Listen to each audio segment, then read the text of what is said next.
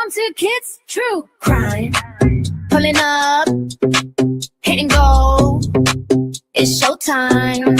Hey, hey. Chat squad rolling in line. Best crew on the screen, that's the headline. We pull up to the scene, Mr. calling out each detail. Real clean, Patty said, judging the feed. Running double jumping theories at top speed. Caroline Cooper in caps lock. Rachel from Mars with the straight talk. Angel in the back with the side eye. We ride or die in the live, let the time fly. Welcome to Kids True Crime. True Crime. We got push people talking in real time. Real time. We got trolls in the corner, we don't mind. Hit 'em with a one-liner, fill from behind. Best community on this whole site. We laugh, we roast, but we hold tight. Get a little copy, that's what we're here for. Bad ass fight, yeah. Up, push and score. Bad ass fight, yeah. Yeah. Yeah. Yeah. Like this, like, yeah.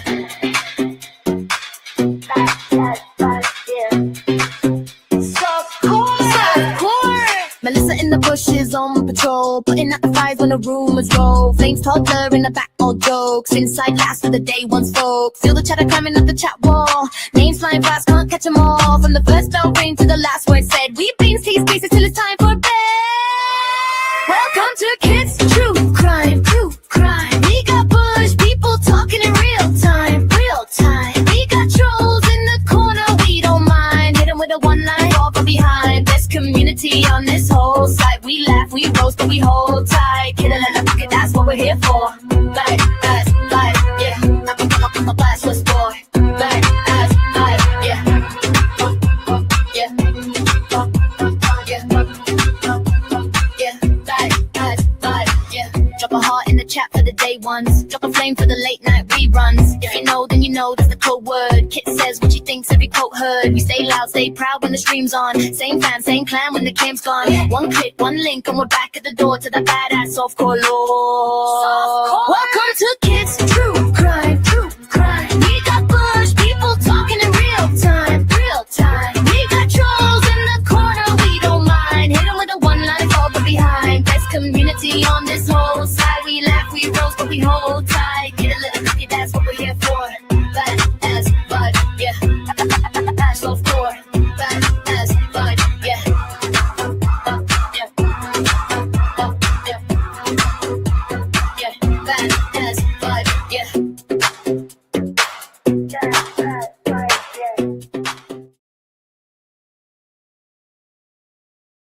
Hello, front and center, my peoples. Front and center. We got some good shit coming. This is going to be good. Good. Hello. How you doing? Do you want to be called Deb, Deborah, or Deborah? And I'm happy you found me. How did you find me? Oh. Okay, guys. Okay, this is going to be good. Hi, rapper. Patty Sturgis. Patty, do you want to play a game? I want to play a game. Ha ha ha ha ha. All right, that just happened. Hey, headline bitch, how are you? Deborah or Deborah? Deborah. I want to be respectful, so I need to know. I know. How about this guy, though? I want to know about this one right here. Hello. Do you want to play a game? That's what's going on right now with JLR and Whiteboy Lockdown Radio and Nerdy Addict. That's right. Okay, this is it, people. There's a lot going on here. We're going to get into the document here. He didn't sue the Gambino family. I thought it was the Gambino family, but it's kind of, he tried to sue the Gotti'S, okay? Gotti was Gambino family. That's why you see Gambino. Oh, okay. Okay. Now, you will not believe what's going on. There was a protest. In my link is Whiteboy Lockdown Radio, one of my peoples, okay, and Nerdy Addict. They went on a protest about domestic abuse. So let's just take a little look of Whiteboy. I'm not going to play the whole thing, but look at here, people. Here he is. He's holding a sign for. He's spreading DV awareness out there in Florida. He sure was. He sure was, people. He was doing a protest, walking up and down a public community. easement. He was on a public easement. Okay. And we have a special guest, really, but I don't know if you guys are ready for it. We may very well be with JLR himself.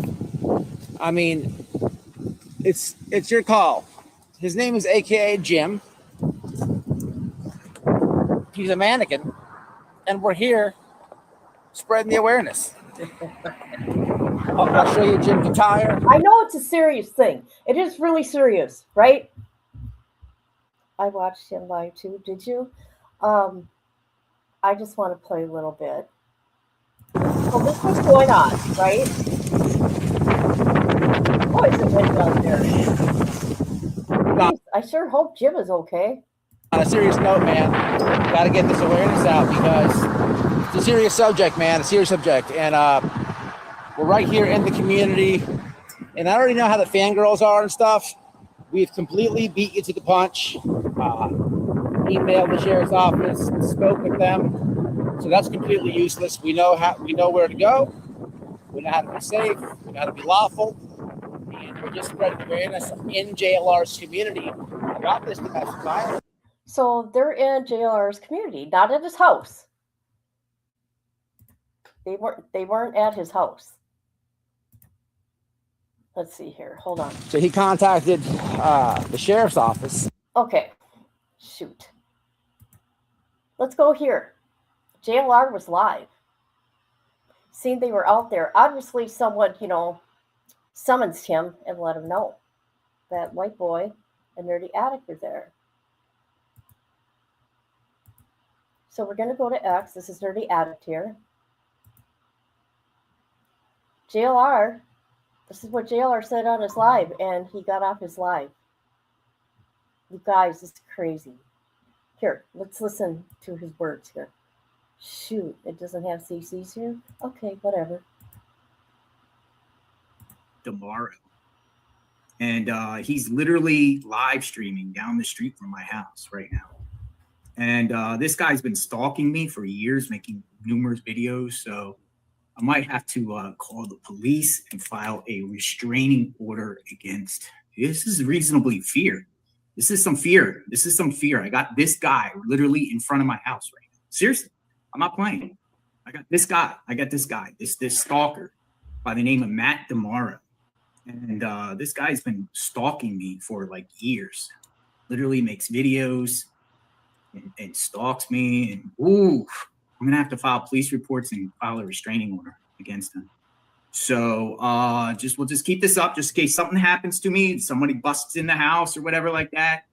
But yeah, this is pretty crazy that this stalker is on me right now. Whoa, he's literally live streaming in my neighborhood, and he's specifically targeting me.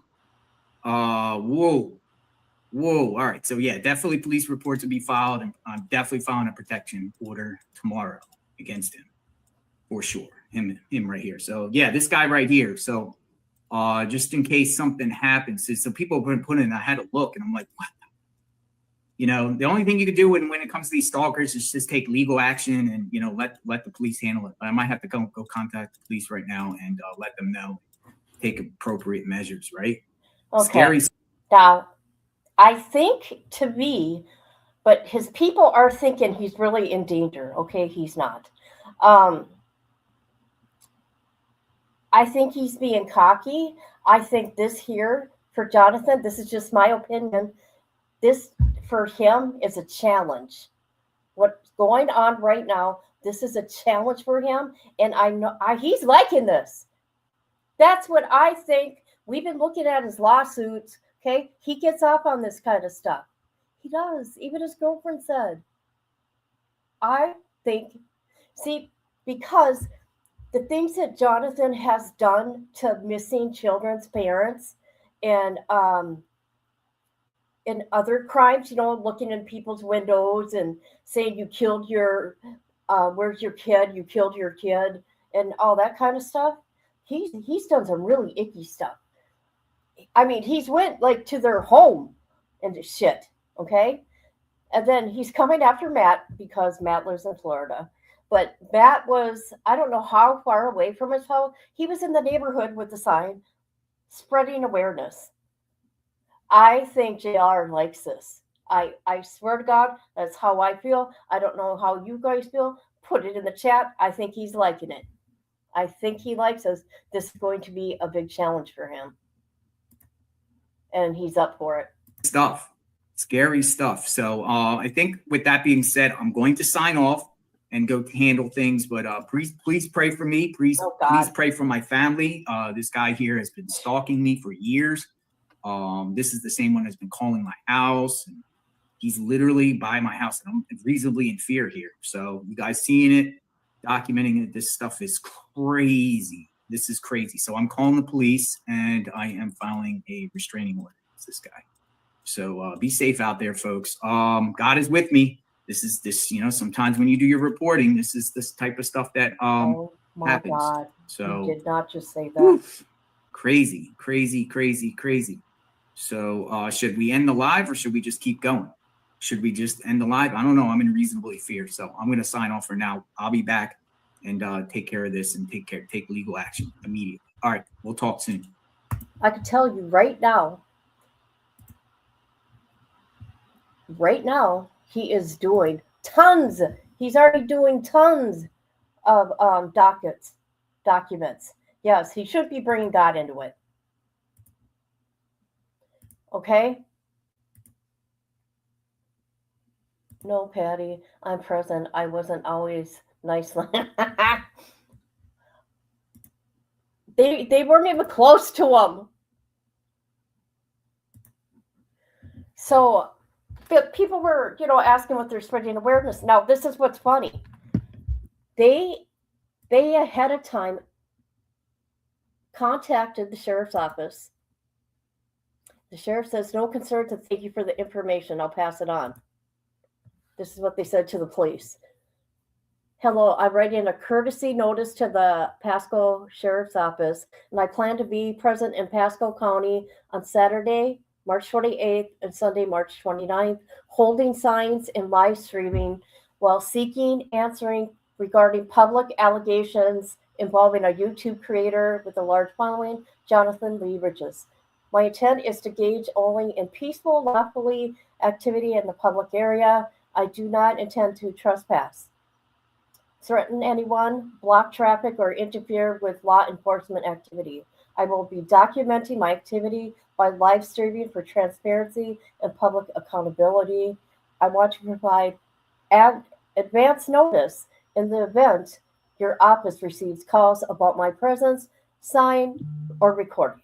If there are any public safety concerns or lawful restrictions I should be aware of for the area where I am present, I would appreciate the guidance.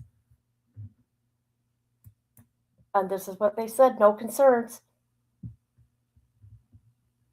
See? It's, you know what, you guys.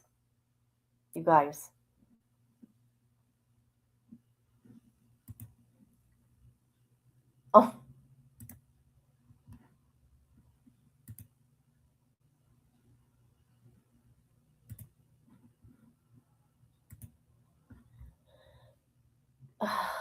Let's see.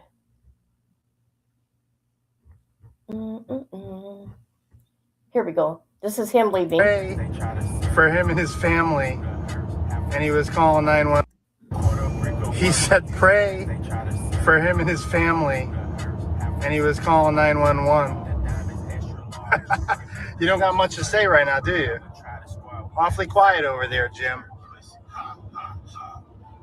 No, I'm not stopping at the rest stop. We just stopped. Oh my God. He said pray. Okay, so that's Dirty Addict. Here, I'll give you. Oh my God. Here's his, if you guys don't know who he is.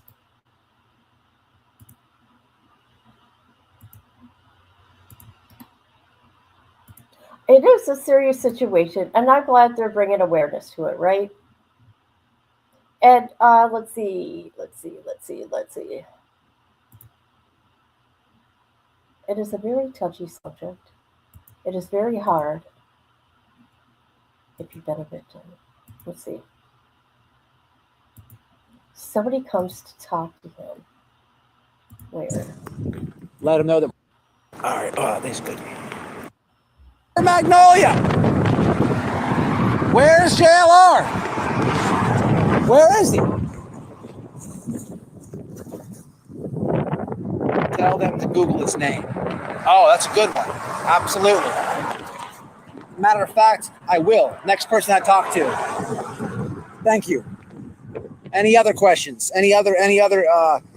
Someone said for us to tell us for them to Google his name. What a good comment. Also, thank you for the super chat. I will. Next person I talk to, I absolutely will throw that in.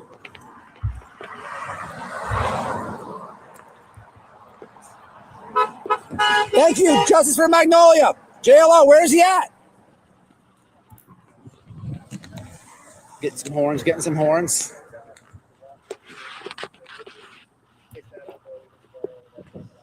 Hold on. All right. It looks like we got a woman walking towards us. As long as she's over 18, I will pull her over. If she's willing to talk, definitely is a woman. We can go ahead and conclude that this is one of his neighbors. She's coming. Don't know if you can see her on the sidewalk. Woman coming down. I'm gonna see if she'll talk. Okay. She's coming straight at us. I think it's a lady. Oh shit. I do want to say, because I've seen people saying he's not supposed to be protesting in neighborhoods because of JLR and Betty had bullhorns at Gabby Petito and Brian's house. Well, that's in the neighborhood. They're like on a main road. Okay. So, and plus they got permission. Did she go down? Oh, she's coming. Domestic violence awareness, sir. Thank you. Where's JLR? Domestic violence awareness. This is not okay. This is not okay.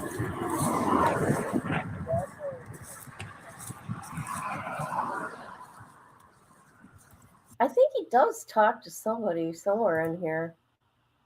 Oh no. What the hell? Look at you guys. What the ex-girlfriends described him, and I think that Jim resembles him almost identically. Oh, stop it! And then, I really think that this. You need to knock that shit off. Okay, he talks to somebody at some time. Yeah. You can't miss us. Tell him to look for laying around. Justice for Magnolia. Okay. The guy said there's a lot of women who would like to hear this awareness. So. Okay, that one is awful. So his link is in my description if you want to go watch his protest. Okay. Oh yeah, let's watch this real quick. This is when they found out JLR was calling the police. I think Whiteboy was all excited because, he's not afraid of the police. Because he was doing nothing wrong.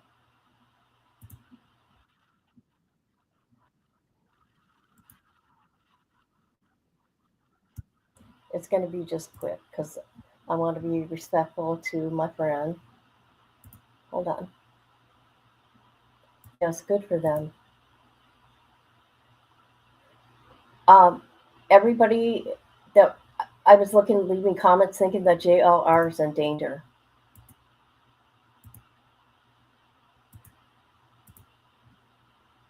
No, he's not. Okay, here's Matt in the car afterwards. This is like this weenie boy. This is beyond comical, and I have to jump on here and share with you guys real fast on the ride home. So when you guys come in here, I'm on the mobile. Obviously, I'm in the car. When you do it on your phone, like the chat is always late, and it shows like people joining the chat late. But I mean, oh my God, the aftermath of this has been very comical. So please, if somebody leave a comment or something, and forgive me, but I can't pay too much attention to the chat, obviously. But I wanted to come on here and share some stuff with you guys. I mean, this is just ridiculous. This guy JLR and what he's. I mean, I don't even know where to start. It's all very comical. So apparently, somebody leave a comment. Okay, cool. Thank you. I see you guys. Hey. So guys, this has been oh my God. So this weenie boy, let me shut the air conditioner off. I don't want you guys to miss anything that I'm saying. So this weenie boy.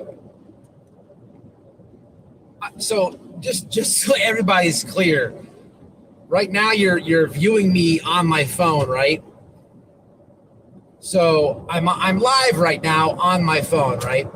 So I'm out there with Nerdy, and this weenie boy says that. Wait for it. He says, "I'm kicking his door." What? Wait, what? And then he says, "I'm calling the police and getting a restraining order because I'm calling his phone and blowing it up." Dirt. If I'm live on my phone, how can I be making a phone call? And furthermore, I'll be happy to show any police officer my call log because I'm not calling you. I'm live. Like the utter lies. It's very interesting to see Jay. Okay. Oh, let me see what he says here. He doesn't like when people go and do a protest, but he's got no problem when it's everybody else in the world. I listened to Molly, and I listened to. Okay. So go check out my friend Matt and what he did today. And let's get to the document. Let's get to the Gotti'S and a bunch of others. All right. So let's see. Oh boy. This is Jonathan Lee Riches versus Jason Bamgotti. No. Giambi. I don't know. So there's 1, 2, 3, 4, 5, 6, 7, 8, 9, 11. So we got 22 case numbers here. Order dismissing, 22 civil actions, and we're going to read why. So we know, this is, a bunch of bullshit, okay? So let's see. They're frivolous. Let's get to it. Riches versus Jason.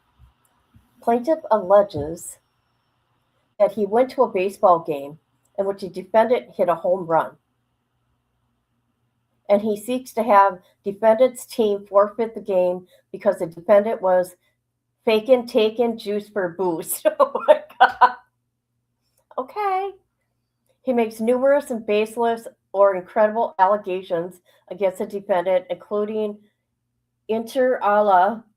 The defendant is responsible for the 2004 tsunami, and the Bush administration FICA wiretapping program needs to monitor defendant's telephone. The defendant has provided over athletes with steroids and cheated at charity events. The plaintiff is offended hearing about defendant on steroid abuse. As an initial matter, defendant is a baseball player, a private individual.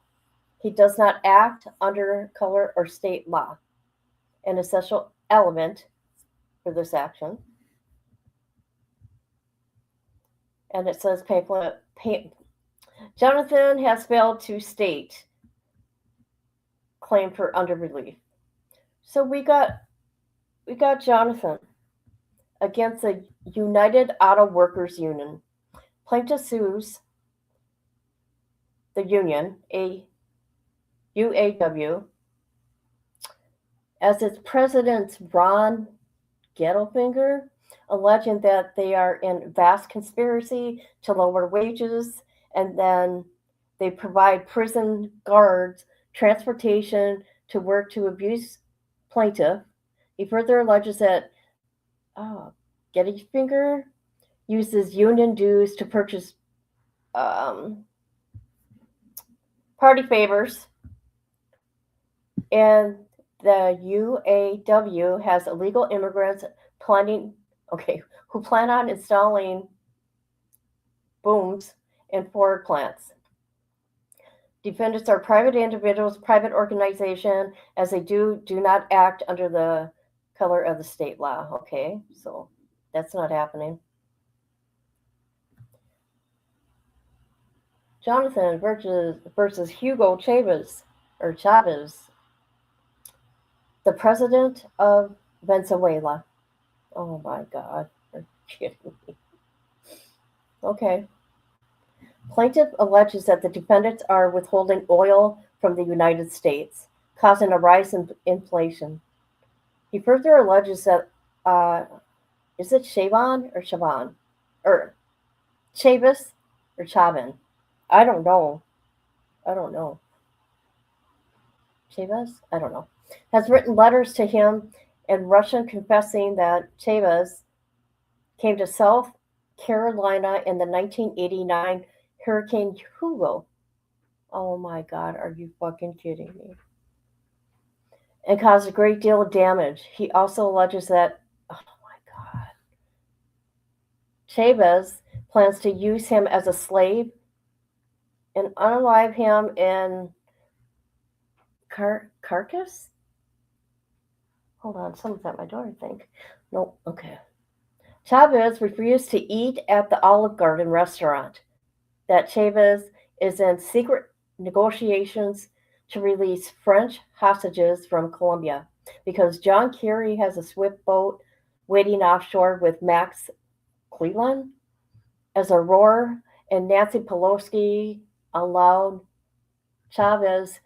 Oh, I know. Isn't Chavez, wasn't he in Congress? Okay. To crash his ship into San Fran Bay. Okay.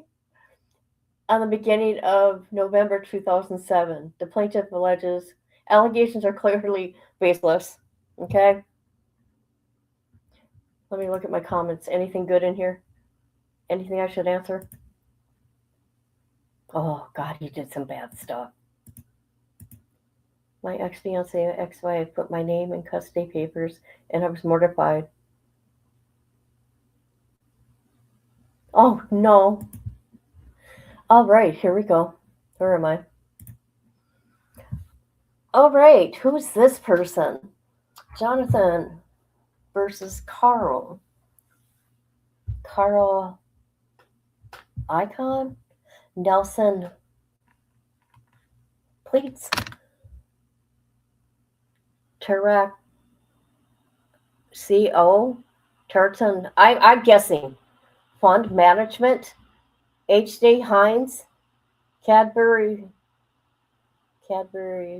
Sweeps, BEA System. Oh God. They're all shareholders, engaged in business in the exile of evil government and terrorist organizations. Oh my God, I just can't bury motherfucking Woods. What up? Defendants are private individuals, okay? So, he didn't get away with that. Let's see. Riches versus Mattel, Inc. And its chief executive officer, Robert Eckert. He alleges that the defendants have major lead poisoning because he used to collect their toys. And it's their responsibility for convention. Hold on. I got to reread this shit. I get confused all the time. because he used to collect their toys, and that they are responsible for. No, hey, you guys. Okay, the toys. What was it responsible for his conviction? Defendants are private. Okay, so okay, Mantel. Oh my God, sorry. I'm over here just laughing with myself. Okay, Lewinsky versus JLR. Monica Lewinsky and Linda Tripp alleges that Lewinsky plans to turn for stop it the president of Iran, and that Tripp is head of President Bush's illegal wiretap program. He further alleges that defendant told prison officials to place him in solitary confinement, that Lewinsky is. Oh God, you gotta be. I didn't see this. Look it. There's a footnote here that I missed. Plaintiff names various toys as defendants: Barbie, Hot Wheels, and Matchbox. No, oh my God. See, I'm mad that we didn't get to see the complaint. Why did they do this? Okay, where are we? Lewinsky is sending him hate mail and harassing him, and that Tripp can't stand Jews, and he seeks $10 million in damages. Defendants are private individuals. Okay, there we go. Same old. I'm not going to read it. Riches versus, who is this? Pets? Michael Scott Pest, aka Fallen Angel. Jonathan alleges that the defendant and his co-defendant in criminal proceedings, and that the defendant used to be his friend. Plaintiff states that he seeks his friendship back. Stop it. Okay. He seeks friendship back from defendant. Defendant is a private individual. Oh my God, I can't. Okay. All right. Riches versus Gotti. Victoria Gotti, Irv Gotti, and Growing Up Gotti. Under Bivens versus 6 unknown named agents. Plaintiff seeks, John Gotti, John A. Gotti, Peter Gotti, Richard Gotti, all the Gotti's. He forgot Angela Gotti, though. Angela Gotti in here. Plaintiff seeks $73 million in damages and a restraining order against the defendants from using his name illegally for interstate commerce. He alleges that the defendants used his money to bet on sports, that they used his credit card at 2 restaurants, and they stole his suits. Bivens authorized a private right of action for allegations of constitutional violations made against the federal employee or agent. Oh no! Did he get in trouble? Oh, did he get in trouble for this?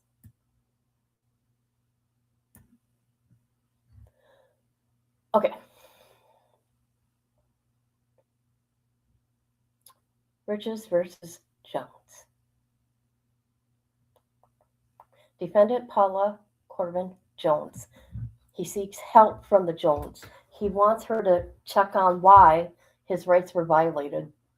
Plaintiff alleges that because he is friends with Bill Clinton, Jones will not help. Defendant is a private individual. As such, she does not act under the color of the state law. Okay, so we already know this. Okay. Riches versus E. coli. Oh my God.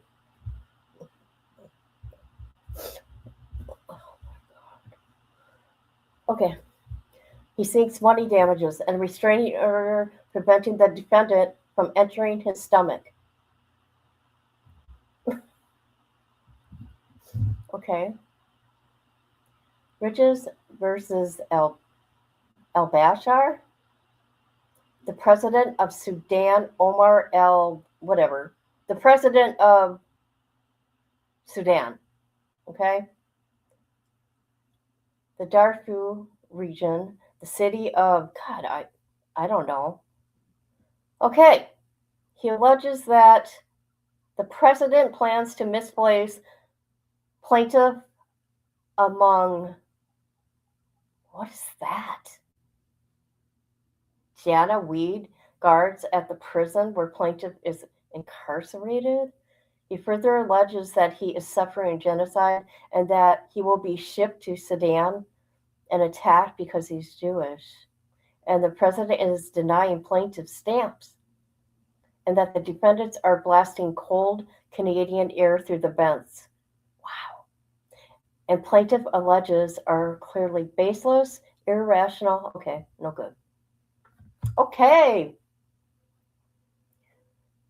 So, Riches versus Jamar Jager, the New York Rangers, the Pittsburgh Penguins, and the Washington Capitals. He alleges that the NHL stands for not having liberty. Oh my God. I can't.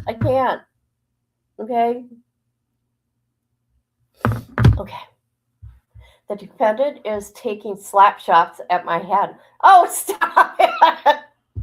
Oh my God. Okay. The defendants placed me in a penalty box. Defendants, a professional hockey player, and 3 hockey teams are private individuals. Okay. Oh my God. Ford Motor Oil Company. 2 executives, Alan Maloney and Bill Ford, and Ford Mustang. The Ford is neglecting him, and the Ford is guilty of aiding and abetting because a lot of inmates use Ford vehicles to make rides. Okay. He alleges that the Ford employs numerous illegal immigrants. The Ford is bribing the federal government, and the Ford took away his stamps. Defendant, okay. So, of course, they dropped it. What does he say about Pat Tillman? Oh, no. Okay. He brings a claim against Pat Tillman and the Arizona Cardinals football team. Boy, this is sad. Why did he do that? That man died in action. Plaintiffs alleges that the United States Army promised to send Pat Tillman to rescue plaintiff from prison, but instead, Tillman went overseas. He further alleges that the Arizona Cardinals football team fly over me but do not rescue me. That Tillman continues to curse me, and that the Tillman family don't respond to my letters. I hope he didn't write them. I bet he did.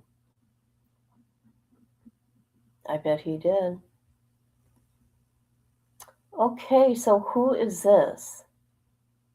Defendant Susan and James Miguel? McDougall? I don't know. He alleges defendants work at a savings and loan in Arkansas, and that he sent them a credit application for a loan. He alleges that the defendant stole his identity, which he used to obtain Kmart charge card in Washington State to purchase pots and pans at Home Depot. Oh my God. And to give loans to football coach. Okay.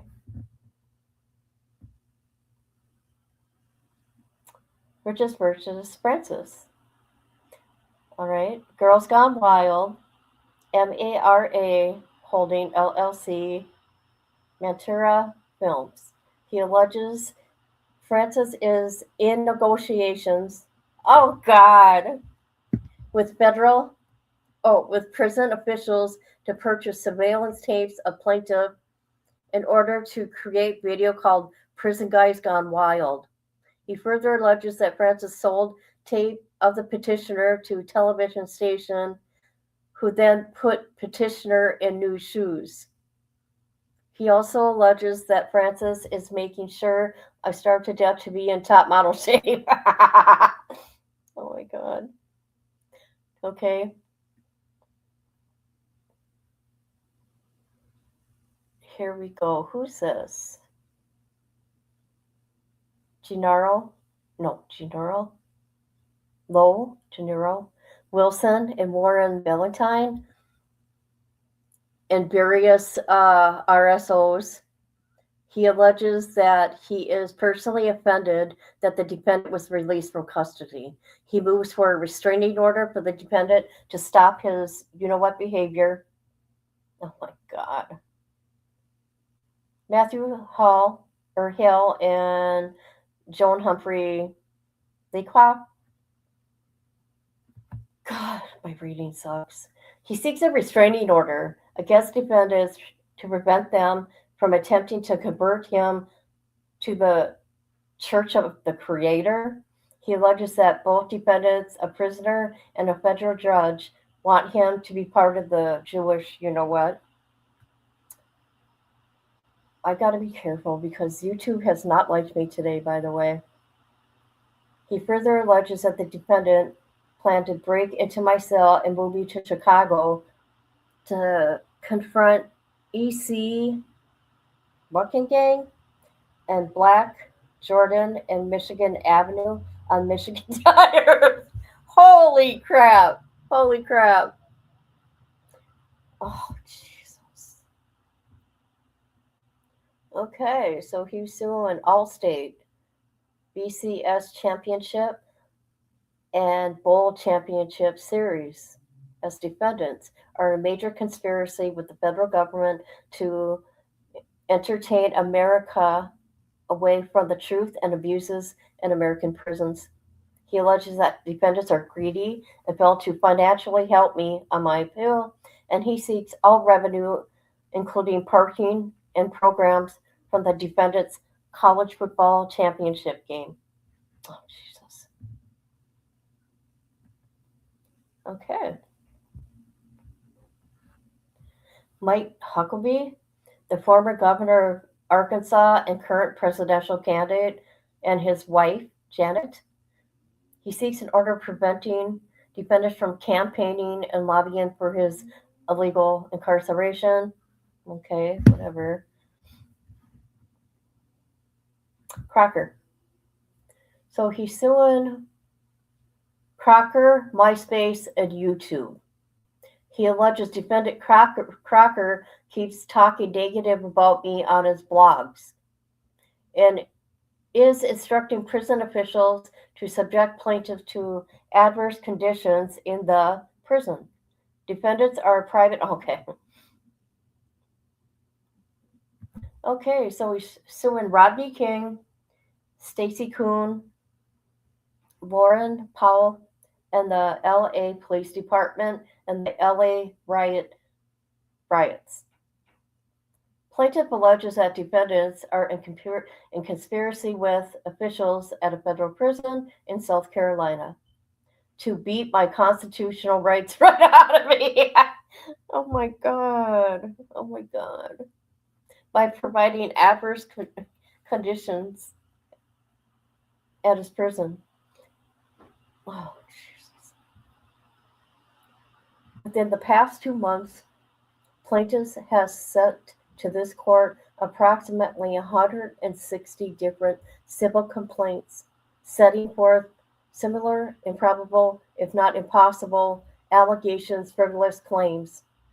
Plaintiffs also has filed frivolous cases in other federal district courts, prompting a U.S. district judge to make the following findings. It is not clear whether these outlandish pleadings are products of actual mental illness or simply a hobby akin to short story writings, whatever their origin. And though they are amusing, they even agreed that they're amusing to the average reader. That'd be me. They do nothing more than clog the machinery of justice, interfering with court ability to address the needs of genuine aggrieved? It is time for them to stop. The court notes that Riches did not pay the filing fee in either of the cases cited here, rather that impose sanctions.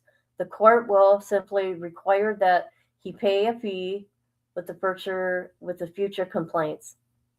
If this requirement fails, Riches from furthermore meritless filings, the court will impose stiffer requirements, sanctions until Riches finds another way to occupy his time. Oh my God. Footnote, including the cases addressed herein, approximately 90 of the plaintiff's cases have been filed and dismissed as frivolous. Plaintiff's remaining cases are currently in process of being filed. Okay. And a review of the complaints in such cases indicates that they set forth similar frivolous allegations and claims. Oh my God, we got more? All right.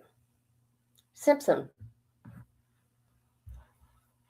Other district courts have required plaintiff, in light of his history of frivolous filings, to pay the full filing fee at the time he attempts to file any, that's why he hasn't done it, attempt to file any future civil complaints. Requiring Jonathan Lee Richards to pay the full filing fee at the time of filing any future complaint. Number 2,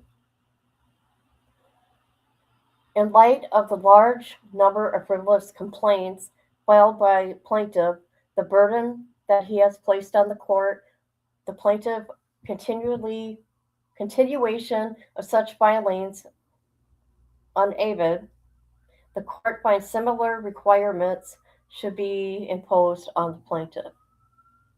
For the foregoing reasons, the court hereby follows. The action is dismissed as frivolous. Plaintiff Jonathan Lee Richards is restricted from filing any civil complaints in the court without payment, and the full fee is $350. The clerk is directed to refuse any civil complaints that is not accompanied with the fee. That's why he didn't do it no more.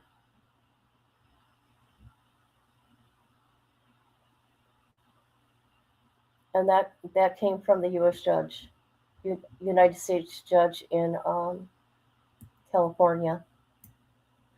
Holy crap. Holy crap. That's just California, though. Hi, guys. How is everybody? Oh, my God. It was really hard to read all that. I know.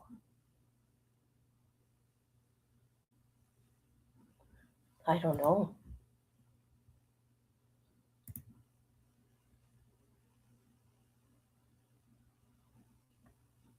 For years, I signed up for the Easter egg roll hunt at the White House. We finally got picked. It was expensive as hell, though. Awesome. Okay, this is what we're going to do now. We're going to go to Molly's channel. Link is in the description.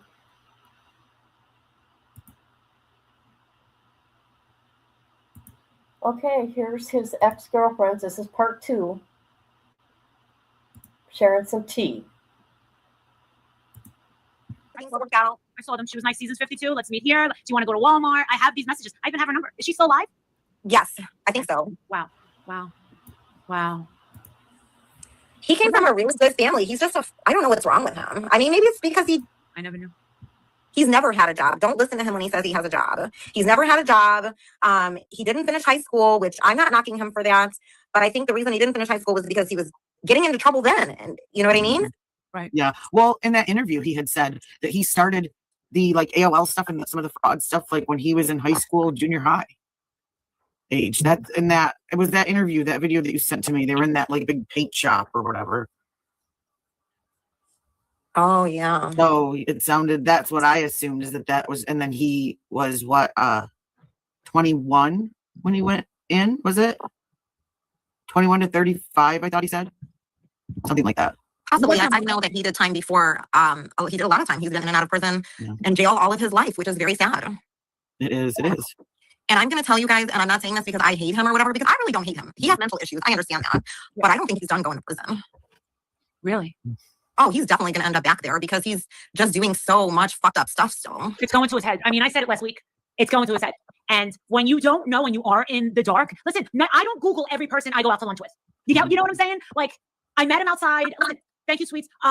Listen, I will not lie on him either. And I told you that, Cutsy. I told you that, Angela. Right. Listen, he's never made me feel uncomfortable. He's never been a dick to me. He hasn't been disrespectful. I don't fear him. And I think that's one of the reasons that he probably isn't very happy with me. But this is the thing. I was, like you, I believed in him. I tried with him. You gave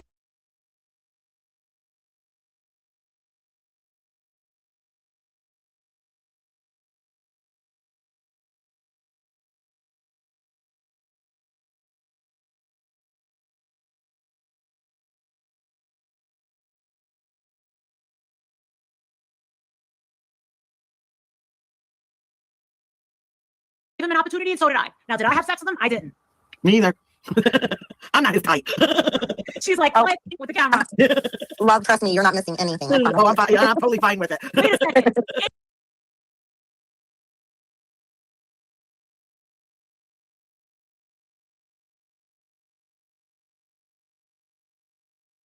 Angela, I wanted to ask, but I wanted to keep it classy. You're telling me he doesn't give the biggest dick down in the entire world?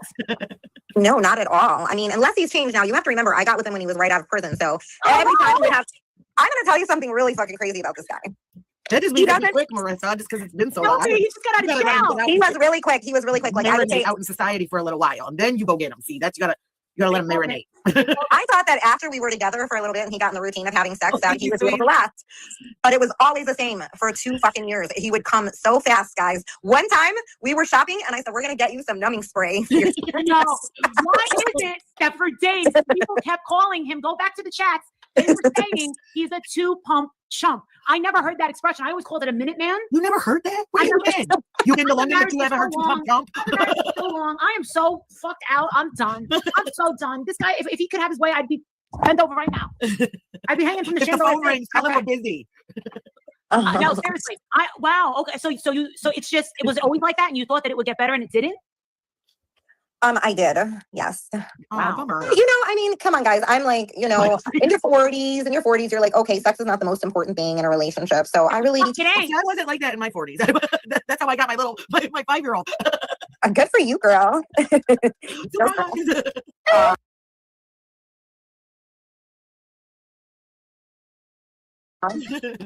Well, we're just having fun over here. Like I said, Angela and Courtney and Jane, we all said, like, this is not supposed to be a hit piece. This is not supposed to be an attack. It's, guess what? Ta-da! Jonathan's actually straight.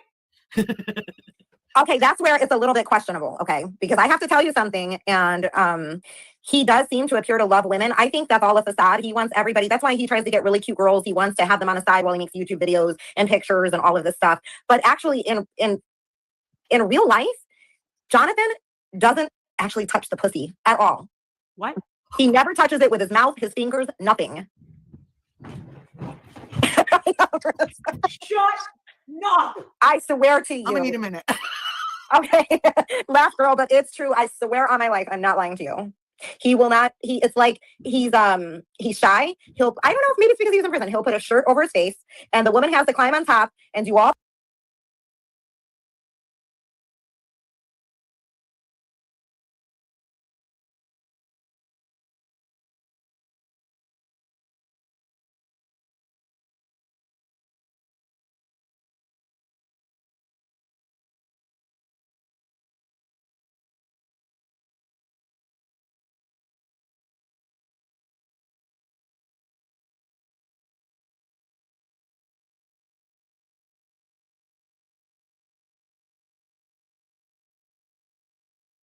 Have I been muted this whole time?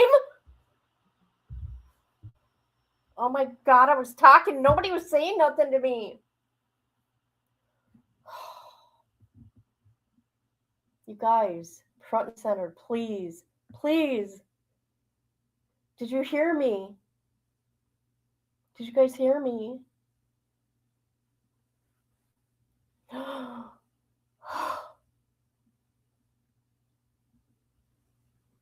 Okay. We're going to back this up. Let's listen to what Angela says. And it's shocking. It's shocking. Here we go. Doesn't actually touch the pussy at all. What? He never touches it with his mouth, his fingers, nothing. Shut up. I swear to you. I'm gonna need a minute. Okay. Laugh, girl, but it's true. I swear on my life, I'm not lying to you.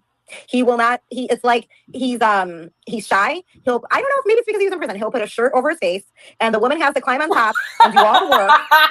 And then he comes in like less than 2 minutes and it's done. He doesn't ever touch the vagina with his fingers, his mouth, nothing. Are you trying to give me a fucking heart attack right now? Do you remember me telling you remember what I told you what my dad told me last night? That reminds me of that, okay? And I'm not saying this is against you, Angela. It's okay. My dad told me one time, right? It was a joke. He's like, "You want to know the difference between a pretty girl and an ugly girl?" What? And I said, "What?" He's like, "A paper bag." So you did say that. Well, so yeah. You did. And I don't mean because you are absolutely beautiful, Angela. But maybe. Thank you, love. So are you. And so is Jane. Jane. I mean, Jane, he's you got good there? taste in women. Jane? Why would you guys? Can you hear us, Jane? I'm gonna have to get her to just call on the phone. Or look at the bottom, Jane. There's a microphone and a camera picture. Do you see that? Click the microphone and it'll unmute you. I'm dying right now. I know. So oh my God. I had to smoke a cigarette, so I turned my camera off. I'm gonna. I need one too. I'm gonna pour a glass of wine also. I'm definitely gonna be sending a message right now and say he's gonna kill me. If I'm dead in the next week, it's because of this. Because I'm gonna say that I did not expect this to go this way. Yeah, I wasn't gonna ask her about the sex. Well, I'm gonna be honest, ladies. You asked me something, I'm gonna tell you the truth, honestly. Just like I said, I wouldn't come in here. I'm not attacking him. I know he's got issues. I feel bad for him in some ways, but and he never hit me. But I am telling you, he does have a really bad temper, and he throws tantrums like a child. Like how? And he's threatened to physically do things to me. But he never actually went through with them. Probably because he knew I was gonna beat that fucking ass. First of all, secondly, he had a pending case going on at the time, and I told him, I said, when he did get in my face one time, I said, you know what, I'll call the police, and if I call the police, you have a pending case going on, you're definitely going to fucking prison. You don't want to fuck with me. So that calmed him down. Jane. Oh yes, we can hear you. Yep. Yes. All right. How are you? I'm good. I was just like really struggling. I had to go through and like play with settings and do all this stuff. We can totally hear you now, and I let them know that you're like, you got a house, you got a husband, you got kids, you got a good life, and that you wanted your identity safe. And okay, this is what I want to say in case people So- don't know. This is an ex-girlfriend. This is an ex-girlfriend. This is one of Molly's, like her whatever, her sidekick. I don't know. Angela's up there, and so is Courtney. Courtney is like she's like my share to Bono, Sonny Bono, and I'm just Sonny Bono, and she's the share. So we kind of. I wish I was. So Jane, you were with Jonathan before Angela, so that was after he got out of prison. Yeah, it was like almost right after. Yeah. How'd you meet him?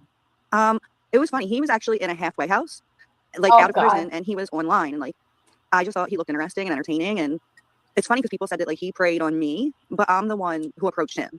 Really? Yeah, I started just sending him messages, and like he didn't have all like the videos and everything as much as he does now. Yeah. But yeah, he had like really weird pages going on, and a few of them were like of his ex Naomi. Don't you think if you've seen his videos that you would not be interested? Because they're disturbing to me. I would be afraid. What did you think of all that? It was weird. Like I would confront him and be like, "You are like still really obsessed with her," and he would just get mad. Good night, Deborah. Thank you for being here. Like have a fit like a little kid. You look a lot like his two exes. Did you guys notice that you all kind of look alike? Yeah, you're thin, tiny, right? I had 3 people say that I reminded them of Magnolia. Like that's what I said. Yeah. Yeah. And I found out about like all that's happening now because an old friend reached out and they're like, I have to tell you something. And they were so apologetic to me. But I was like, well, I will say he never put his hands on me. It doesn't mean that he may not ever have. Yeah. But he was still in his ways, like the narcissistic behaviors, and everything always had to be about him. So right before you came in, Angela said that he threw tantrums. Mm-hmm. Do you agree with that? And what would set him off? Basically, like anything that wasn't what he wanted. Like if you didn't give him the attention he wanted, or you didn't like his idea, or if you were jealous because, like, because he's talking to all these girls, or yeah, he would create a lot of fake pages and log into them and like comment on his own stuff with these fake pages and like have whole conversations with them. Oh my but it was God. on both pages. Yes, he did do that a lot. That's not good. You know, when I only had like 5 subscribers, like I thought about doing that, but I didn't. But I did think about it. No. But I thought that would take. But I'm lazy, and I was like, no, see, he's got his own little world going on. Okay, he's got his own little world going on. He is making fake pages and having them talk to each other. Wow. that would take way too much time. I mean, I don't know how much time I'm used to talking to myself. I feel like I wish I had a bottle of tequila and just did a round of shots for everybody here and in the chat. Oh, Like, man. This is like The girls' night out. I mean, but Jane is saying that she was never hit by him. Did he ever threaten you, Jane? He didn't know. Oh, okay. How long were you together? Maybe like a year. Okay. Yeah, A it was year? like, yeah, like 9 months to a year. Oh, Like okay. I would go on like his little outings with him, you know, and he would get me like encouraging his troll behavior. Like he showed up to some Islams for Trump, like dressed up like in Muslim garb. Whoa. Yeah, he would do things like that. Because this was before the 2016 election, because he was all about Trump, and yeah, he was doing like all this silly stuff. And if I didn't encourage it or go along with it, then it was like I didn't care. Or I was jealous of him, you know. But I mean, I don't even know how to like get on Restream, so I'm clearly not about like trying to get stuff Yeah, out. we get Like, it. No, we get it. Because listen, Courtney was like, you have to vet the fuck out of these girls, and I'm like, no, like they're decent. And I go, and they're not like trying to go on any sort of attack or slander him. They're not coming up to say, oh, like he's gonna beat you or anything like that. Like we actually talked about that. So Yeah, that's we had a long discussion about we that. had a nice discussion because, like I said, there will be no hit piece. There will be no hit piece. There will be no setup. Like it's almost like it's said that something like this happened, but the good thing is that girl could have died. yeah. That girl could have died. And I really think that if he didn't head back to that airport, that she was going to forgive him. I really feel. He didn't go back to the airport. He left for Florida. I agree with that because Yeah, like I think that what happened was the reason why I'm so sorry because I don't mean to talk over you. No, go ahead. I really think that the reason that she spent the entire night and she didn't call the police was because she was contemplating on whether she was going to call them or not. I said that too. Mhm. That what and thinking about the repercussions Yep. that she does.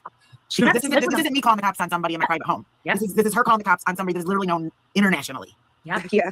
Yeah, And- she had to weigh it. She had to weigh it. And I lost friends and had people go after me when I went through my thing, and that was just a couple people. I can't imagine having the entire internet deciding on your fate, basically, when it Yeah. comes to something like this, I waited till the next day after I heard the 911 call, and I was just like, wait, I mean, like I do listen. Like I listen like I'm a cop. I listen like I'm a lawyer. I listen like I'm a judge. And then I listen like I'm a jury. Like imagine being on the jury and you want to be fair to him and you want to be fair to her. And you're like, well, this is the evidence. And it all makes sense because you can hear in her voice where she goes, I don't even know if I'm calling the right place because she was stranded. She did not want to have the attention of the nose. Yeah. Well, because when it happens over and over, it almost becomes normal to you, and I think, it's just embarrassing. She kind of downplayed it, but we hear about what the police officer said, and I'm sure that with anything that's coming out, we know that there's people that are going to foil all this stuff. Yeah. If there's, especially with the RO, she had to prove injury. Mhm. You have to prove that what you say in those documents is true. So I imagine she did hand in medical documentation. It was in the police report that she signed the waiver of HIPAA rights so that they could have access to those medical reports. So I don't know. I honestly, I don't know if Marissa told you or not, but I started out when I found all this out. I woke up that morning, I saw all the news about it, and I got up and was trying to disprove it because I thought that this was just smoke and mirrors because of the stuff that was happening with some other creators, and they wanted to, make it about someone else instead of them.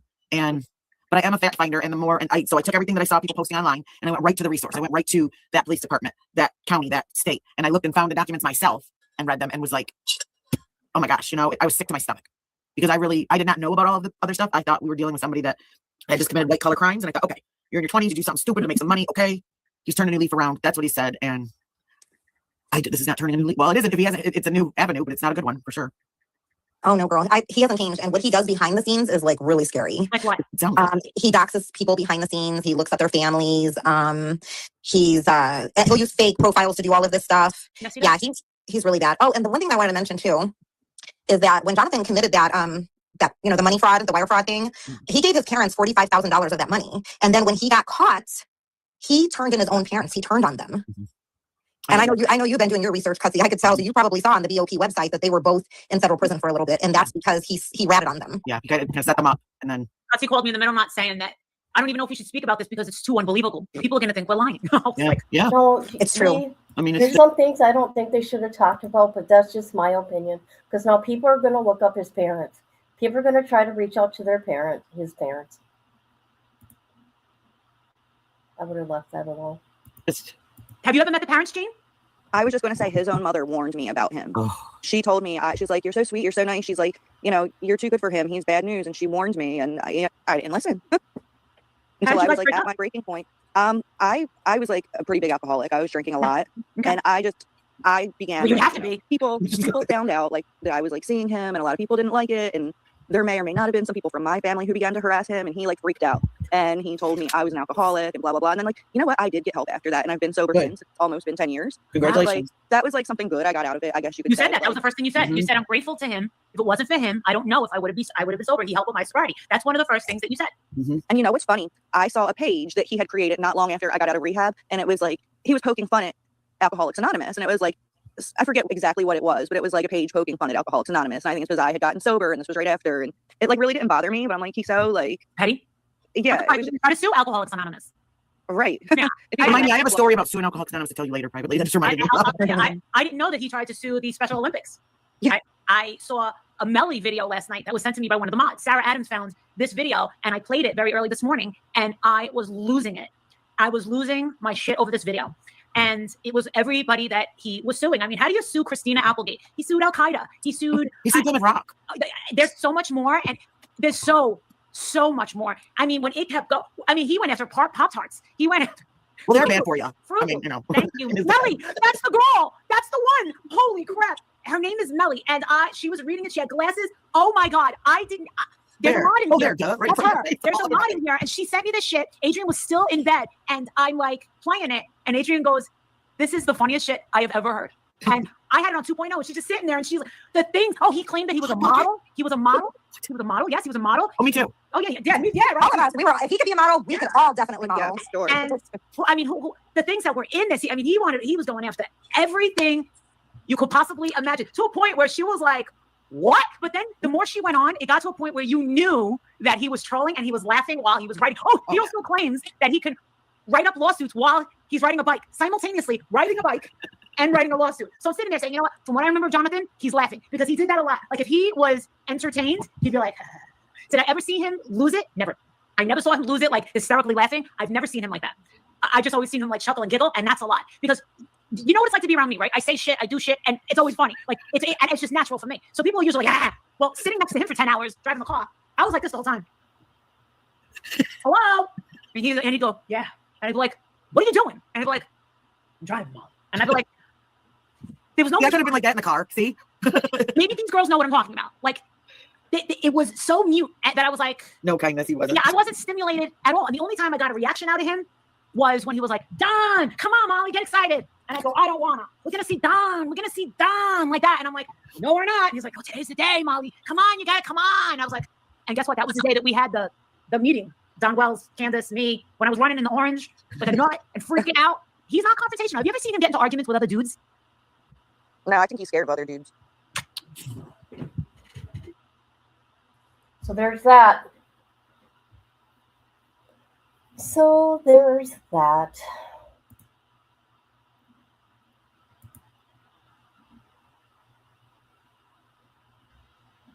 Hold on.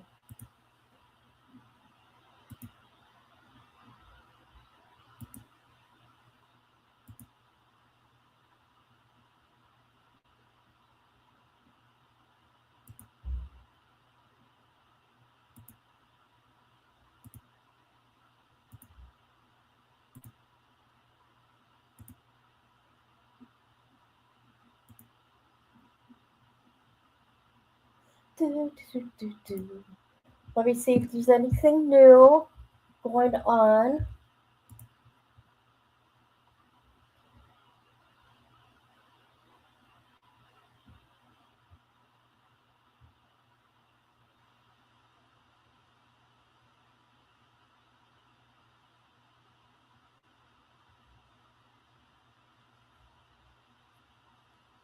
Oh, wow. Nerdy Addict is going to Nancy Guthrie's now. What? Is it him? Hey guys, thanks so much for checking out my show. I really, really appreciate it. Oh, that's Brian. I was shocked. I'm like, why? No, Doesn't Nerdy live out there? I don't know where he lives. Let's see what JLR's up to. Let's see if he's talking about what's going on. I'm told things are heating up in Tucson.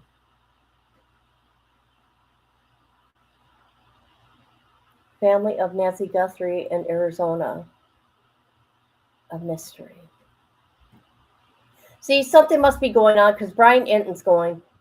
Let's look what Brian has to say. Hold on a minute. Let's get there. Hey guys, thanks so much for checking out my show. I really, really appreciate it. Please click to subscribe. Today is day 50. Okay, and then we'll go. I want to see what Brian has to say. No, they had it sped up. I tried to turn it down so it wasn't so fast. Ah, wrong one.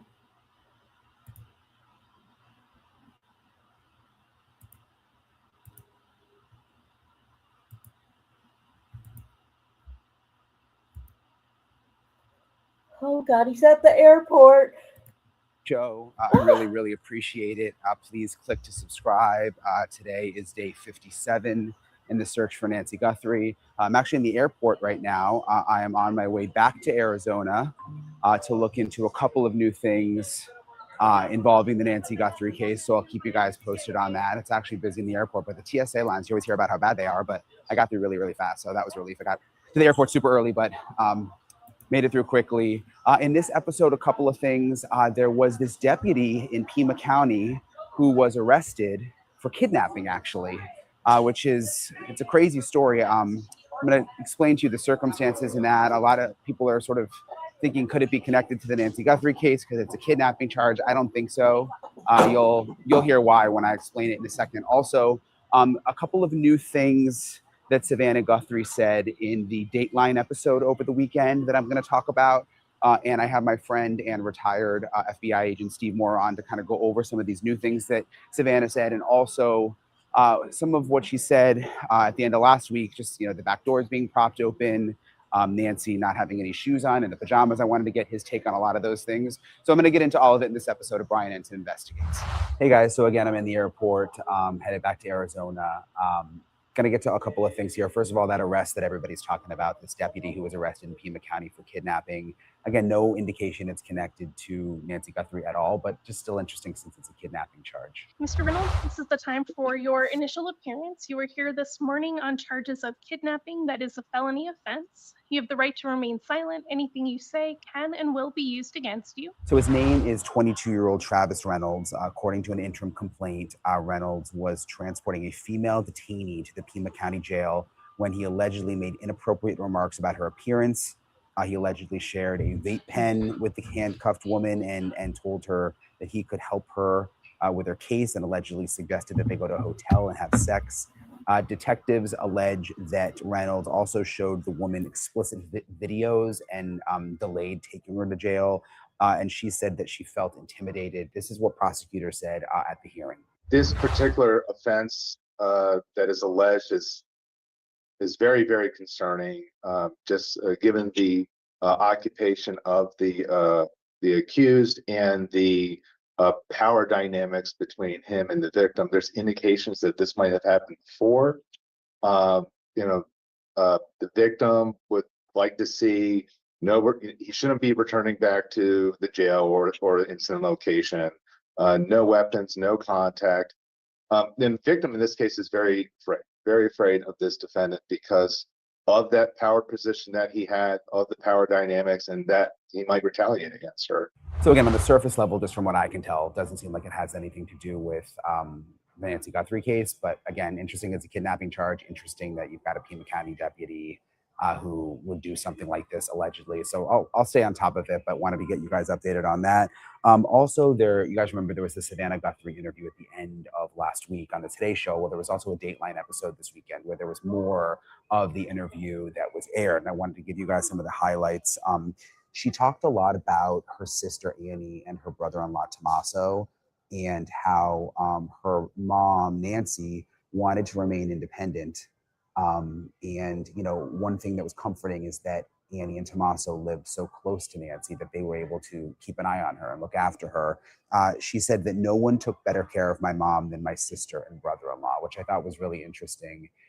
Just because obviously there's been all these rumors and speculation about is a family member possibly involved. And it seems like she's really gone out of her way to defend, especially her brother-in-law, saying that no one took better care of Nancy than her sister and her brother-in-law, Tommaso. She also said that Annie, and she calls him Tommy, Tommaso Tommy, made it possible for Nancy to stay in the house that she loved because they were close to her. They let her have her space, but, you know, obviously they just live like 10 minutes away.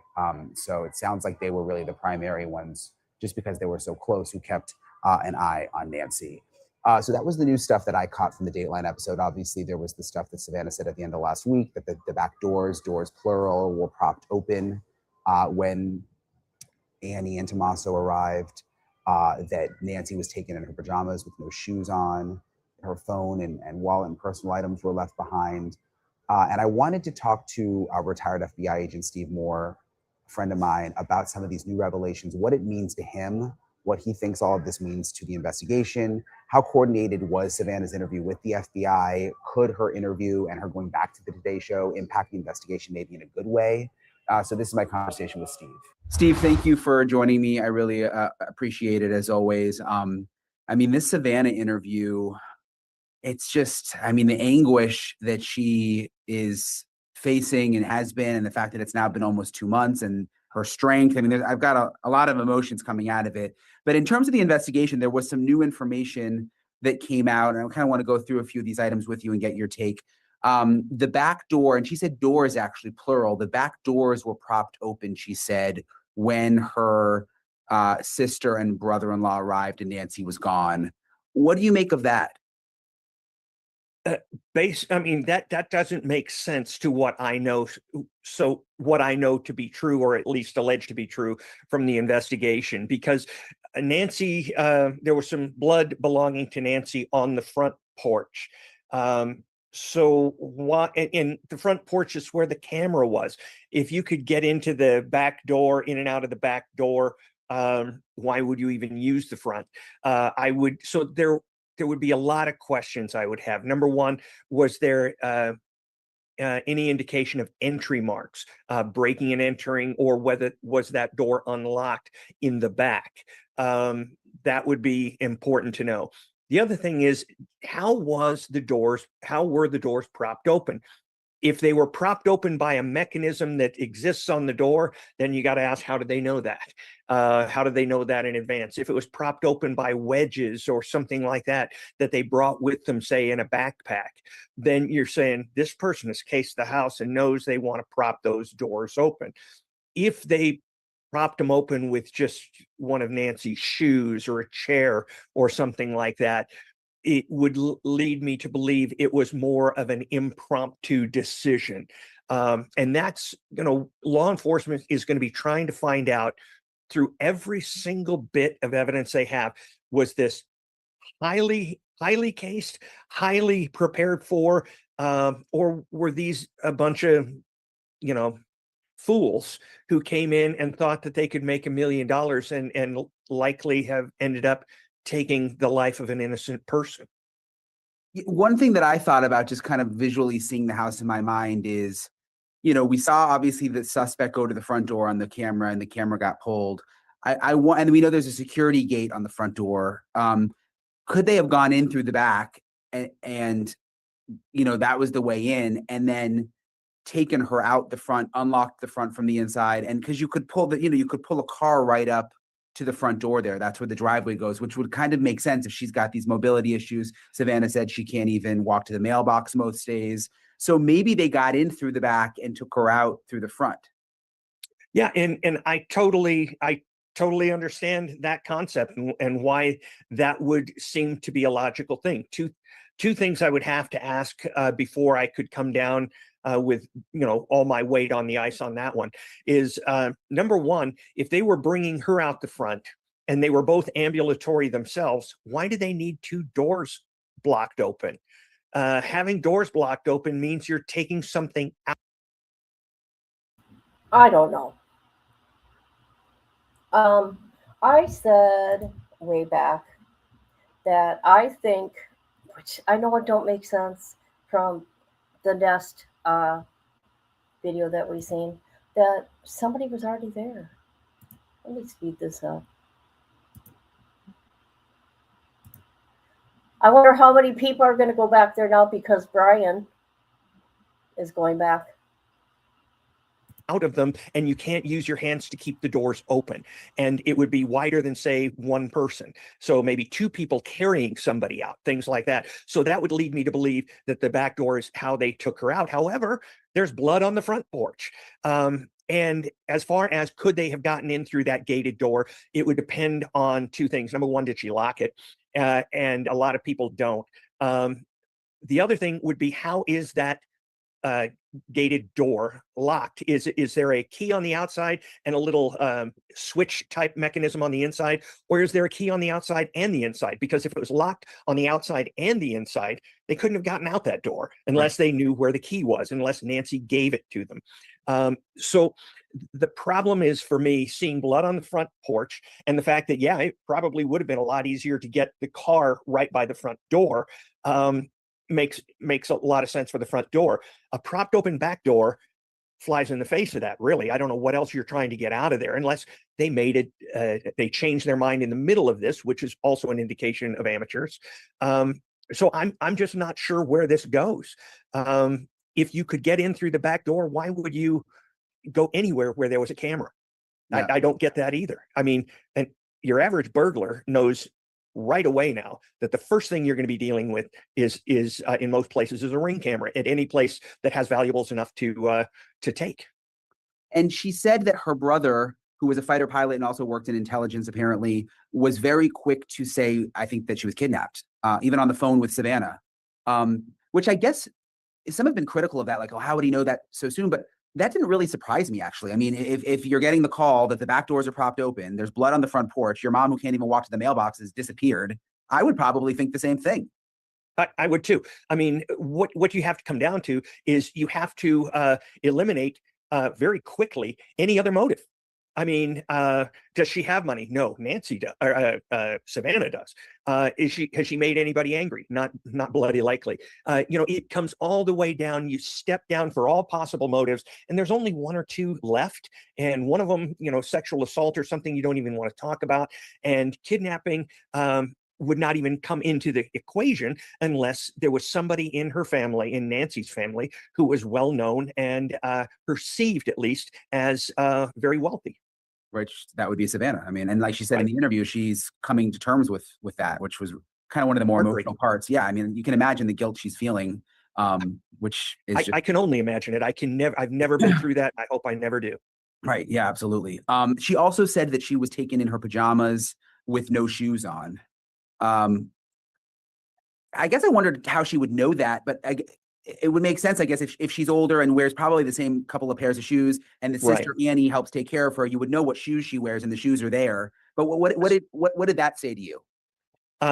That they had inventoried her clothes and her slippers and things like that as well as they could. And I know from taking care of my elderly parents, at a point you start to know what they're going to be wearing, because though they might have a large closet of clothes that they used to wear, once they become less mobile, they tend to get in the same type of clothing every day and not change comfortable shoes and things like that. So my guess is that there was probably a pair of slippers visible, possibly by the door, or they actually have a footprint of some type of Nancy's. But I'm just speculating as to how they would get it. I'm not trying to infer that that's how they did find it. In your mind, when you envision this all going down with the information we have, why wouldn't they let her put on her slippers? Whoever did this. Same reason they wouldn't let her put on her or get her medicine. And that's still something I cannot come up with. I mean, if you're going to kidnap somebody, you have to have them alive. I mean, why would you kidnap somebody and not take care of their physical needs? It could be that she was non-ambulatory at that point, and I'm just going to leave it at that. And if that were the case, they wouldn't necessarily want to put slippers on somebody they were carrying. What would be the point? But then you got to think, where are you taking her? And so it chills me the fact that they're taking her out of the house and not making any efforts towards her long-term comfort or survival. Or maybe she, she had these heart issues. You get woken in the middle of the night like that. Maybe she had a heart attack, and this, this whole plan went awry. I thought about that, but then I also thought that we might find some indications of that on her pacemaker. Yeah, that's a good point. If that happened still right there in the house and it was still connected to the iWatch or the phone. Because I think that thing would start hitting hard if she had a heart attack of some type. Yeah, but again, I'm not a cardiologist. Savannah also said that her phone, purse, personal items were left behind. I guess that plays into what we're talking about. I mean, if she was taken, why would they give her an opportunity to take her phone? Right. Even if they were going to take her and keep her alive and safe and comfortable, they wouldn't take her phone. Yeah. The one thing that really surprised me in the interview with Savannah, because a lot of these things I had either heard or kind of expected. I had heard some things about the back door. But the one thing that I was surprised by was that she said that she believes 2 of the ransom notes are legit. Because I was just starting to think that all of those ransom notes were just phony people just trying to get, and I think some of them obviously were. But what do you make of that? That, she believes 2 of them are real. I think if the FBI was telling her that they didn't believe they were real, she wouldn't believe they were real. Nancy Guthrie is a very intelligent woman, and she is obviously smart enough to take the advice or trust the people in law enforcement who are experts in this. So my guess is that that's something she was told. And this whole ransom note thing has worked as hard as it's been on poor Savannah and her sister and brother and the family. It's been crippling for the kidnappers, because if you say that, or if it comes out in public that you are sending your ransom letters or ransom notes, communications to a very specific organization, say TMZ or the local network affiliate or something like that, then everybody gets that address. If the kidnappers can get that address, you can get that address, and you could probably get it in a 5-minute Google search. If they had somehow obtained the email addresses or communication addresses of anyone in that family, Nancy or her sister or her brother, then they can say it was sent to Nancy, but nobody would know where to send false ones. Right. And so I think the kidnappers made their kidnap notes actually questionable, because they made it that in a way that other people could just pile on and look like theirs. Plus, information was released on the kidnapping notes or the ransom notes that they could mimic. Yeah, and I was thinking back to what I remember reporting about these notes and learning about them, and we were told there was information in a couple of them that only the kidnapper would know the location of certain things in Nancy's house. So that may be a reason that Savannah is saying that she thought it was legit. But also, do you remember in that one social media post, Savannah said, "We received your note, and this is like a follow-up post, and we understand." And I've just wondered if they communicated that Nancy was no longer with us. That would be kind of unusual and really kind of macabre, but it wouldn't be out of the question. Obviously, whoever sent that, and if it maybe we'll just, for the sake of argument, say it was the kidnapper, they have not been able to prove life. And there's probably a very hard reason for that. And so they made a statement in the second email that they wanted the Guthrie's and the FBI to understand completely. And so much so that Nancy and the FBI felt the need to say, I'm sorry, Savannah and the FBI felt the need to say, we understand what you're saying.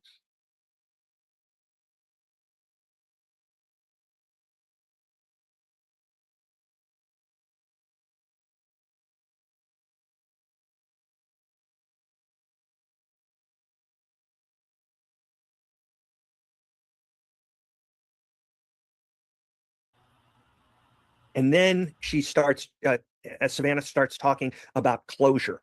And that to me does not sound like somebody who is still having hopes of getting her back. And I go back to the high school girl from Georgia who was killed in Aruba, Natalie Holloway. Natalie Holloway, and Joran van der Sloot.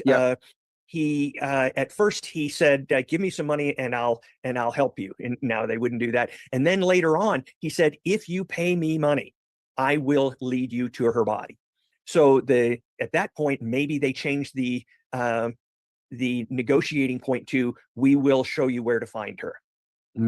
Again, this is just speculation. This is what I'm doing, looking in, and I am in no way, shape, or form trying to say this is what the FBI is dealing with. But these are things that would lead me to believe that that's what the FBI might have been dealing with. Are you surprised the FBI wasn't able to trace? I mean, we know that these notes went to at least the local TV stations, and they weren't direct emails. They went through like a contact us form, from what I was told. But are you surprised that I guess I still would have thought the FBI would have had some way to track the person down through the note? Yeah, I'm surprised, but even in the few years since I've left the FBI, technology has just raced forward. And so I may be having a little bit of the 24 syndrome, believing that Kiefer Sutherland has this thing where he can just click it and people's faces come up. When I was in, I remember there were some really specific limitations, at least at some points in my career. For instance, if you got a phone call into a trunk line, say, I think this was in the late 90s, we got a call, a threat through a trunk line where they can just send it off to different extensions and things like that.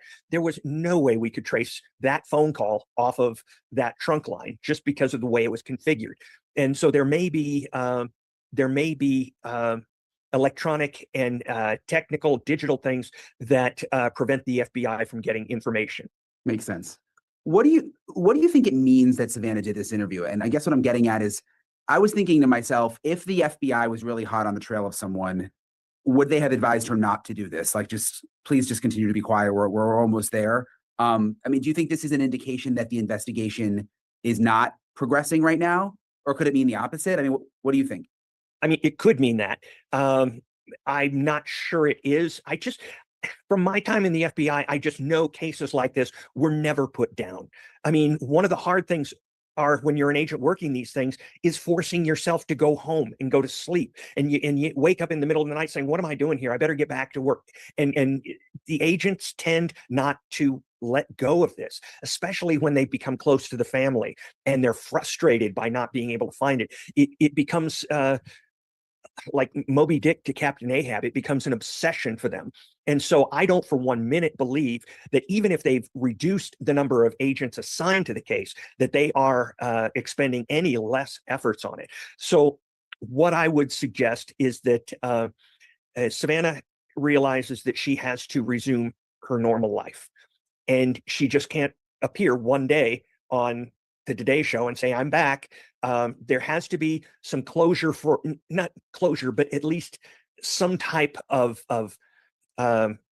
agreement on where she is, that she is still in a hard place, nothing's resolved, but I have to go on with life. And I think that was a way of saying, I'm going to resume my life one of these days soon, and you're part of that life. You deserve to know where I am, to all the people who follow her. And I believe that probably the FBI, anytime Savannah would say anything to the press, the FBI probably sees it as an opportunity to send messages to potential kidnappers, and they may have had a part in that.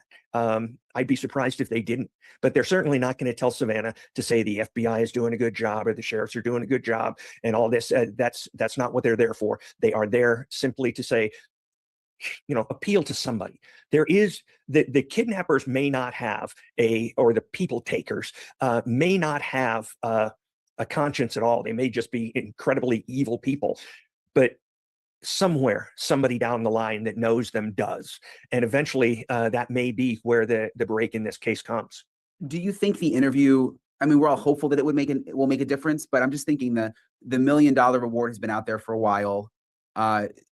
Does her speaking this way, do you think it could actually persuade someone? Yeah, I think there's a possibility. At this point, early on in the case, you say that's a low probability.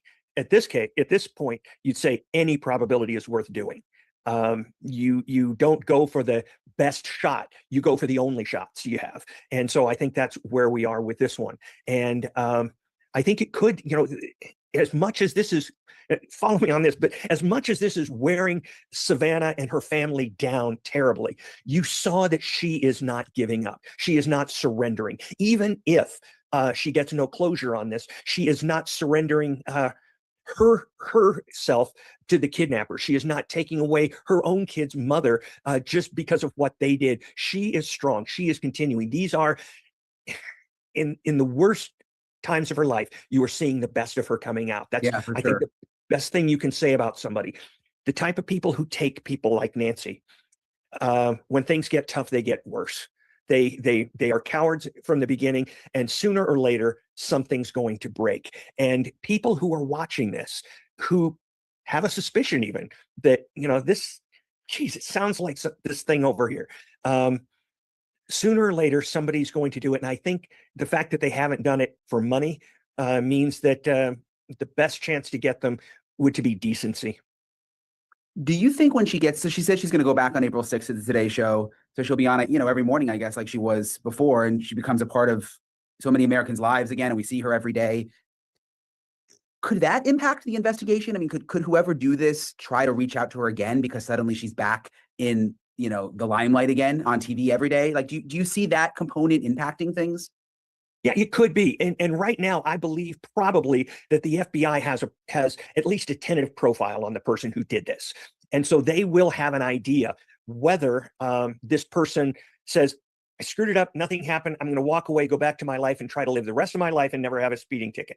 Or if the person's, wait a minute, you can't brush me aside like that. You can't ignore me. You can't go back to your life. I am in charge of you. This is me controlling you. And if that's the kind of person that they believe this thing is that took Nancy, then yeah, it could cause them to act out a little bit. It's all going to depend on the unknown. What kind of person did this? Yeah, I guess I'm just wondering, like, what's the next chapter in all of this? Is there, because it's already such a bizarre case with so many strange twists and turns. And I just think back to when we got the video for the first time from the front doorbell camera. It was just this, like, this is a horror movie moment.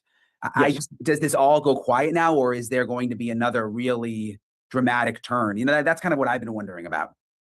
I think it's going to be a little bit like the search for the missing Malaysia airliner. What was that, 470 or 370? Yeah, 370. Yeah, MH370. Yeah, I think what you're going to see is for the next year or so, a full-time effort on this case. You're going to have, instead, most agents have 5 to 10 cases. Some have 20 cases assigned to them, depending on what they investigate. I would say that you are going to have this case assigned to one or two people who do nothing but this for the next year or two of their career. And so that is a significant, and by the way, that's the minimum. I'm not saying that more won't be. I'm just saying that the FBI is not going to give this to somebody and say, this is one of your 5 cases. They're going to say, no, this is your job right now. And that will continue at full pace as long as incoming evidence and leads justify that. If it goes completely cold and nothing's come in for a year and you can't make heads or tails of it, they'll probably switch it to a different agent or two and try to see if they can work it. And then what's going to happen is it's going to be possibly semi-dormant. But I think you're talking years down the road. And every time a new piece of information comes in, like Malaysia 370, they're gonna send the boats out back looking for the wreckage. In the same way, every time a piece of information comes in that they didn't have before, they're going to compare that to every bit of information they have already. And it's going to be a pretty big spin up each time one of those things happens, but they're not letting it go. Do you think what she did release that was new, the back door, the no shoes, the pajamas, are those things you think that the FBI cleared? Or do you think, I've also wondered, do you think she thought, what, guys, I gave you 2 months and I'm going to do the interview and talk about what I want to talk about now? Yeah, and that's possible. One thing I've seen that I believe I've seen with Savannah and her family is the willingness to work closely with the FBI. And we've seen families who are terribly aggrieved because of loss not work well with law enforcement, and that doesn't help them. So I've thought that Nancy, that Savannah has really worked well with law enforcement. And I don't picture her as somebody who would at some point say, I've given you your shot, I'm the investigator now. So if she did mention things that were new, like the propped open back doors and things like that, I believe she probably ran it by the FBI. And they may have even offered suggestions about what she might do. You know, the interview itself, I think, was important because we live in kind of a heartless world as far as viewers and audiences are concerned. They will, if she doesn't cry on camera, they'll think that she's stone cold or that she knows something. And if she cries too much, she'll get criticized for that. There is no winning. You can't win the internet because there's too many horrible people on the internet. And so I think the interview, I think they did as well as they possibly could and let the chips fall, simply because they were going to be damned if they did and if they didn't. As always, I really appreciate Steve for taking the time to talk with me. His insight's always so valuable. I appreciate you guys for watching. Again, I'm about to board my flight here soon, but I'll keep you guys posted with anything new that I do. All right. Boy, my mouse is not working. That don't make me happy at all, because I don't like the mouse on a laptop. So there you go. There's that.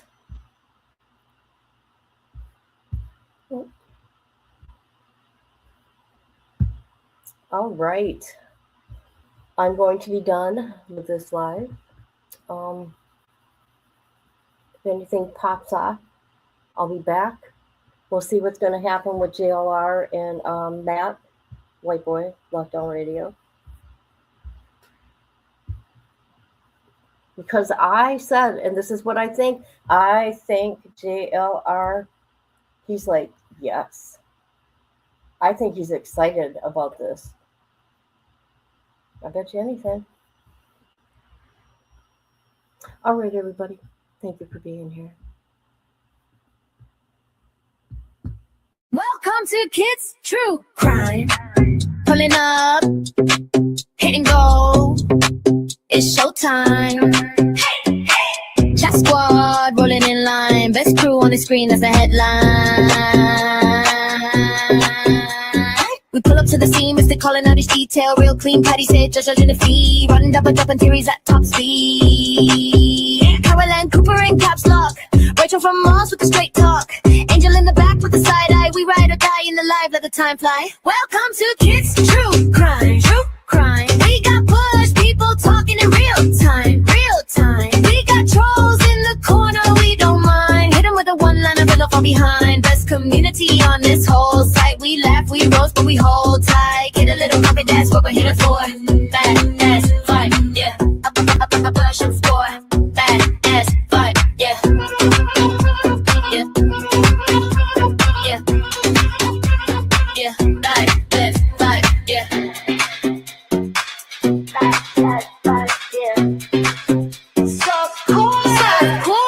Melissa in the bushes on patrol, putting out the fires when the rumors roll. Flames toddler in the back, all jokes. Inside last for the day one's folks. Feel the chatter climbing up the chat wall. Names flying fast, can't catch them all. From the first bell ring to the last word said. We beans, tease, spaces till it's time for bed.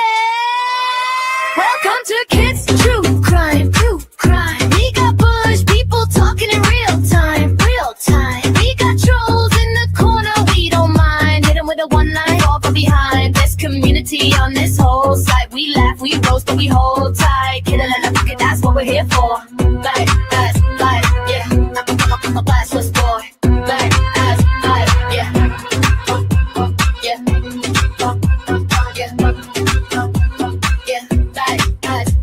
Yeah. Drop a heart in the chat for the day ones. Drop a flame for the late night reruns. If you know, then you know that's the code word. Kit says what she thinks, every quote heard. We stay loud, stay proud when the stream's on. Same fam, same clan when the cam's gone. One click, one link, and we're back at the door to the badass softcore lore. Welcome to Kids True Crime.